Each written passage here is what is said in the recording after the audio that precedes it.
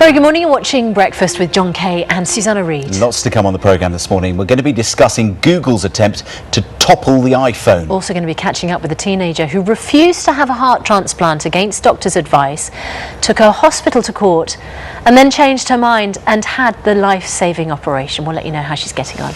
Yeah, the silent witness actress Emilia Fox is back in her role as the forensic pathologist Dr. Nikki Alexander, and she'll be here telling us why she'll be facing her toughest challenges yet in the new series. Yeah, some of you may know her, of course, as More Goes.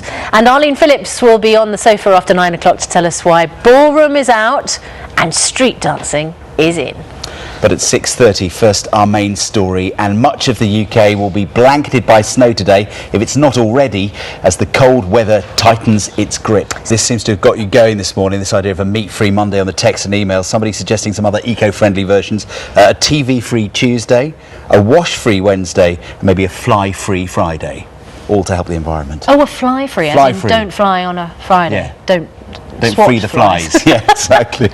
OK, well, let us know what you think about that and what Hilary Benn has just been saying. 6:42. And maybe that's one of those subjects that's going to be under discussion in Westminster today, because MPs back at work after the Christmas break, but the turkey has barely settled and already the gloves are off. Yes. Before you go, I mean, everybody's saying I can't remember it ever being this cold. Google may be adding another string to their bow later today, as Simon has the details. A few of them have been leaked, haven't they, Simon? They have, yeah. It could be a new big rivalry springing up between two of the biggest technology companies in the world. We're used to Microsoft versus Google and Apple versus Microsoft. Now it looks like it might be Apple versus Google. So to speak. Sean says, I think the wheelie urinals are an excellent idea. If a man has such a weak bladder he has to use a public place, at least this idea keeps our streets clean. And Jo is clearly very hygienic. She says, what about washing their hands afterwards? Maybe have some taps sticking out the top. It's a good point.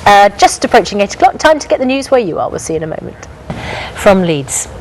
And we'll get the latest weather forecast for the next few days from Carol in about 10 minutes' time. 24 minutes past 8. For most of us this week, we've had to drag ourselves off the sofa, back into the office, and in our case, out of the front door, onto the sofa. Onto the sofa. Yeah, but more than 700,000 people who were made redundant in 2009 have a different view. Yeah, all this week we're looking at the outlook for those hardest hit by this recession. And this morning, Richard Westcott on at the Novello Theatre in London's West End. OK, if it isn't snowing outside your windows right now, it is likely to be doing so by the end of the day, so don't feel left out. Yeah, heavy snow is again spreading across much of the UK with little end in sight. Let's get an update now on how it's affecting things from